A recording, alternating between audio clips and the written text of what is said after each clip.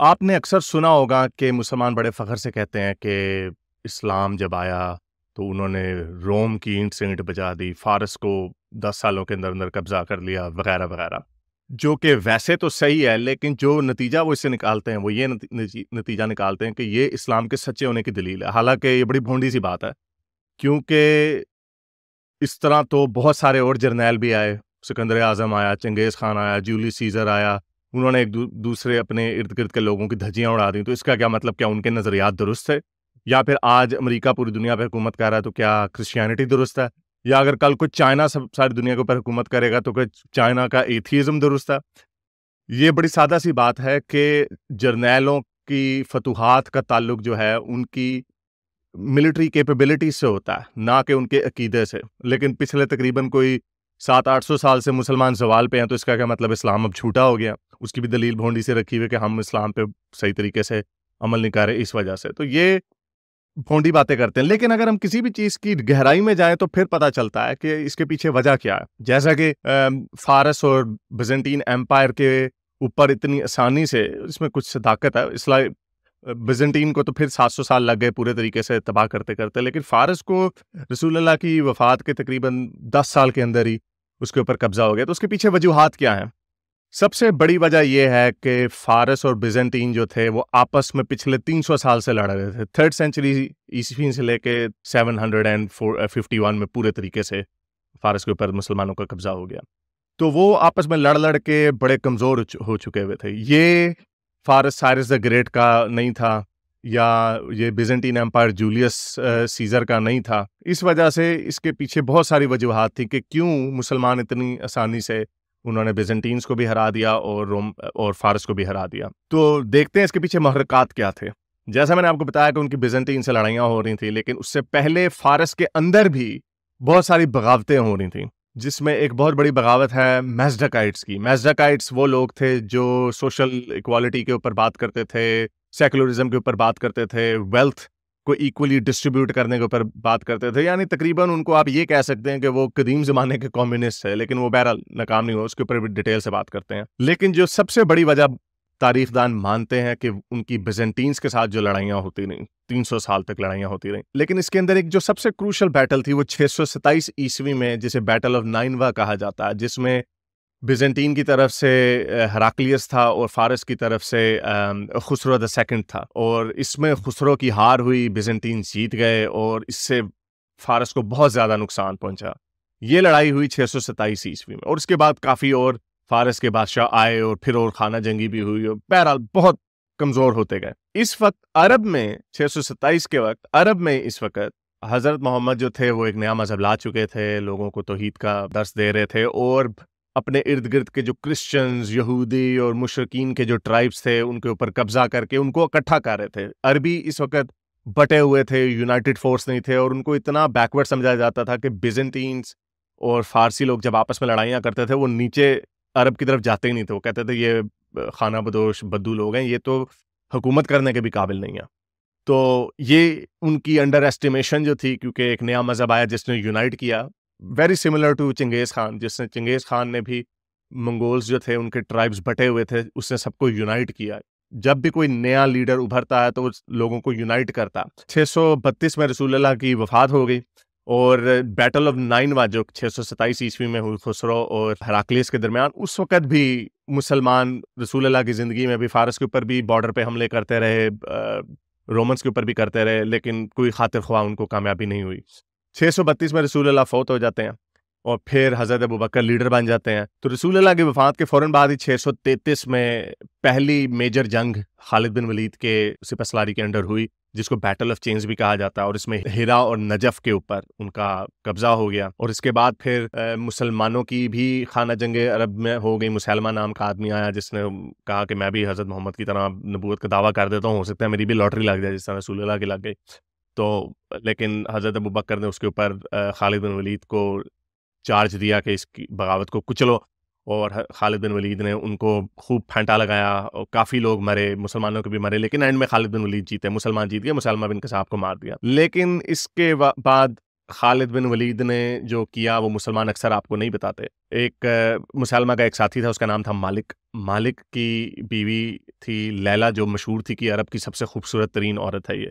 تو خالد بن ولید نے کہا بھائی یہ اب میرا حق ہے، جیسا کرتے ہیں لونڈیاں بناتے ہیں، بیویاں بنا لیتے ہیں، کہ زیادہ پسند آئے تو بیوی بنا لیتے ہیں. تو انہوں نے لیلا کو اپنی بیوی بنا لی، جس کے اوپر بہت سارے مسلمانوں نے جالس ہو کے خالد بن ولید کے اوپر تہمات لگانا شروع کر دیا. حالانکہ خالد بن ولید نے کوئی غلط کام نہیں کیا، اسلام میں جائز ہے، آپ اوروں کی عورتوں کو پکڑ کے لونڈیاں بھی بنا سکتے ہیں اور ان سے بعد میں شادیاں بھی کر سکتے ہیں. تو حضرت عمر چونکہ دیکھ رہے تھے کہ خالد بن ولید ایک بڑے سکسیسفل سپہ سالار ہیں، تو انہوں نے ان کو اپنے راستے سے ہٹانے کو، اس وجہ کو بنیاد بنا کر خالد بن ولید کو سے سپہ سالاری چھین لی اور پھر ابو عبیدہ اور بعد میں سعد ابن ابی وقاص کو دے دی. لیکن خالد بن ولید کامیاب ہو گئے حضرت عمر کو اس بات پہ یقین دلانے کے لیے کہ میں کوئی بغاوت کا پلان نہیں رکھتا، اور ان کو ابو عبیدہ اور سعد ابن ابی وقاص کے انڈر رہنے کی اجازت دے دی، کیونکہ تب تک حضرت ابو بکر فوت ہو چکے تھے. حضرت عمر کو جب خلافت آئی تھی تو تب یہ معاملہ اٹھایا گیا. بہرحال اس کے بعد دوسری جو میجر جنگ لڑی گئی، خالد بن ولید کو سائڈ پہ لگا دیا گیا. 642 میں وہ مر گئے، لیکن 636 میں سعد ابن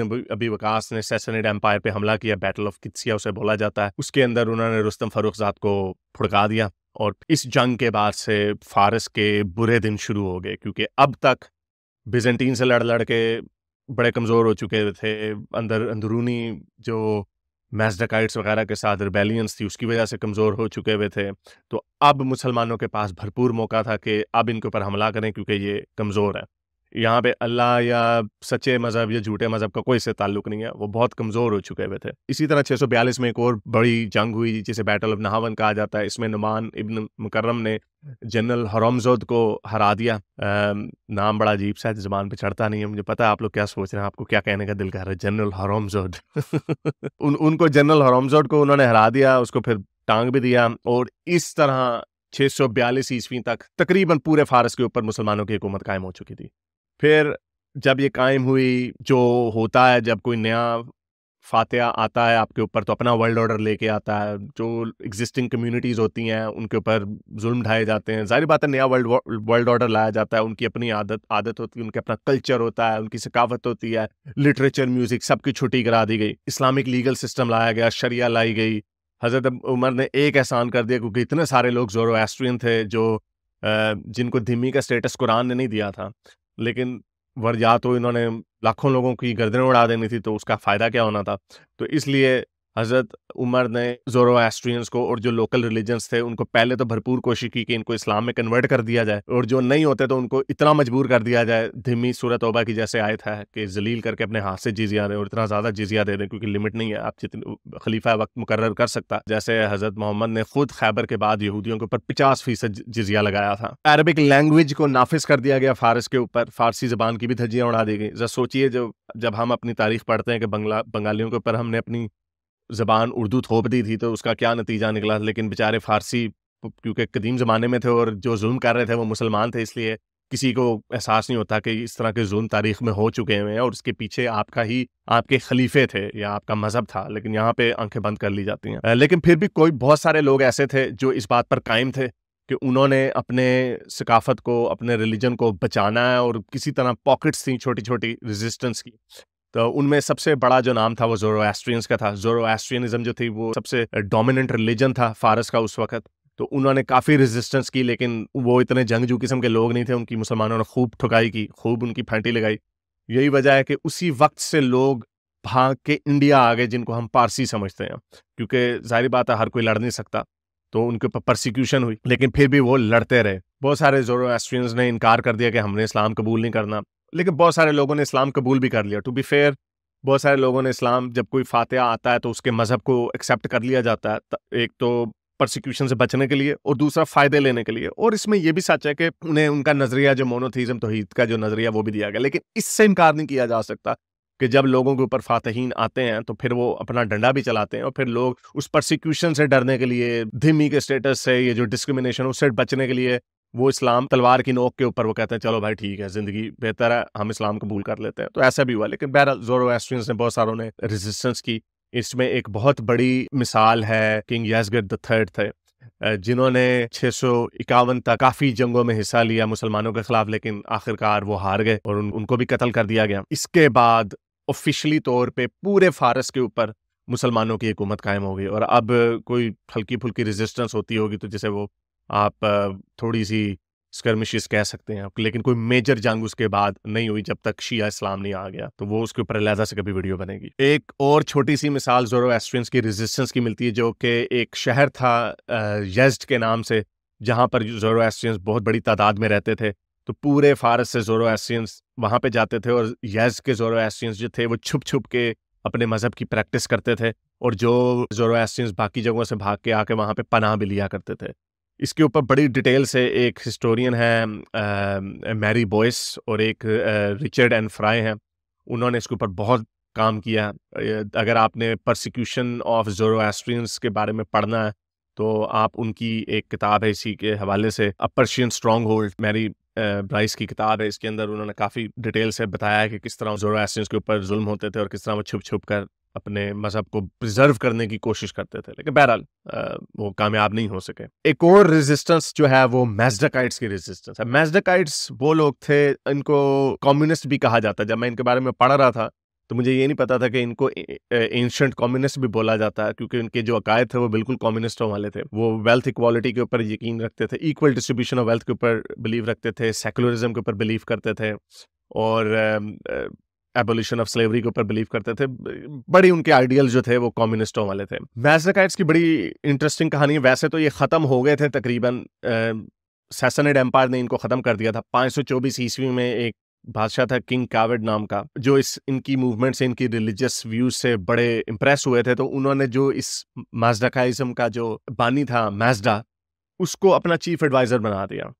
اور چونکہ ان کے وہ لینڈ ریفارمز والے ان کے آئیڈیلز تھے، تو جو اشرافیہ تھی، جو زمیندار تھے، ایرسٹوکریٹس تھے، انہیں یہ ایک نظر نہیں بھایا، تو انہوں نے بغاوت کر دی کنگ کیوڈ کے خلاف، اور پھر کیپچر کر دیا، اور پھر میزڈا کو اور اس کے بہت سارے ماننے والوں کو انہوں نے سزائیں دے کے مار دیا۔ تو یہاں پہ میزڈکائٹس تو ختم ہو گئے، لیکن جو کلچر کنگ میزڈا نے یا میزڈکائٹس نے کھڑا کر دیا تھا کہ ظلم کے خلاف بولنا ہے، سیکولرزم لانی ہے، غلامی ختم کرنی ہے، وغیرہ وغیرہ، جب مسلمان آئے، مسلمانوں نے حکومت کی، تو وہی لوگ جو زندہ تھے انہوں نے پھر مسلمانوں کے خلاف جنگیں شروع کر دی۔ تو اس میں ایک نیا گروہ نکلا جن کو خرمائٹس کہا جاتا ہے، اور ان کا ایک فوک ہیرو ہے بابک کے نام سے۔